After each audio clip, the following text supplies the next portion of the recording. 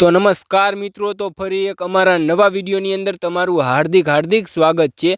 તો મિત્રો આપણે આજના વિડીયોની વાત કરીએ ને તો અત્યારે ખુશી ઠાકોરના ઘણા બધા લોકો વિડીયો વાયરલ કરી રહ્યા છે, પરંતુ મિત્રો એવી રીતે કોઈ બેન દીકરીના વિડીયો વાયરલ ન કરાય અને જેને એ વિડીયો વાયરલ કર્યા છે ને એના ઉપર કડકમાં કડક કાર્યવાહી થાય।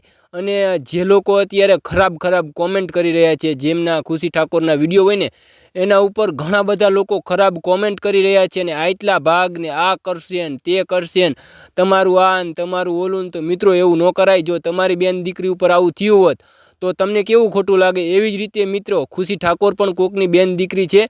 તો મિત્રો કોઈ બી માણસ હોય જેના પાસે એ વિડીયો હોય એ ડિલીટ કરી નાખજો, આગળ કોઈને શેર ન કરતા। અને એનેથી જે ભૂલ થઈ છે એ હવે બીજા જોડે ન થાય એવું પણ અત્યારે ધ્યાન રાખવું। અને જેને પણ આ વિડીયો વાયરલ કર્યા છે ને એના ઉપર કડકમાં કડક કાર્યવાહી થાય। અને મિત્રો જેને પણ આ વિડીયો જડ્યા છે, જેને પણ મોકલ્યા છે એને પણ આ વિડીયો ડિલીટ કરી નાખવા જોઈએ, આગળ ન મોકલવા જોઈએ। કેમ કે આવી રીતે કોઈની આબરૂ ઉપર હાથ ન નખાય, આવી રીતે કોઈની આબરૂ ન લેવાય।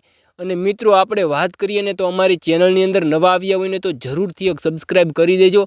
અને લાઇક ન કરો ને તો ચાલશે, પણ કોમેન્ટની અંદર જય દ્વારકાધીશ જરૂરથી લખી દેજો। અને જય દ્વારકાધીશ લખવાથી તમારું કાંઈ નથી લૂંટી જવાનું, અને જય દ્વારકાધીશ લખવામાં 1 મિનિટનો પણ સમય નથી લાગતો।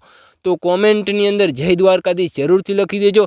અને મિત્રો તમે પણ કોમેન્ટની અંદર જરૂર જણાવજો કે આ ખુશી ઠાકોર ઉપર જે લોકો કરી રહ્યા છે, જે ખરાબ કોમેન્ટ કરી રહ્યા છે, ખરાબ વિડીયો વાયરલ કરી રહ્યા છે, એ વિડીયો વાયરલ કરવા જોઈએ કે ન કરવા જોઈએ, તમે કોમેન્ટની અંદર જરૂર જણાવજો। અને મારું માનો તો આવી રીતે કોઈને હેરાન ન કરાય, આવી રીતે કોઈના વિડીયો વાયરલ ન કરાય અને ખરાબ કોમેન્ટ પણ ન કરાય। તો મિત્રો બને તો વિડીયો ડિલીટ કરી નાખજો હોય તો। અને મિત્રો હવે આપણે આ વિડીયો અહીંયા પૂરો કરી ફરી એક નવા વિડીયો સાથે મળીશું, ત્યાં સુધી બધાને જય દ્વારકાધીશ।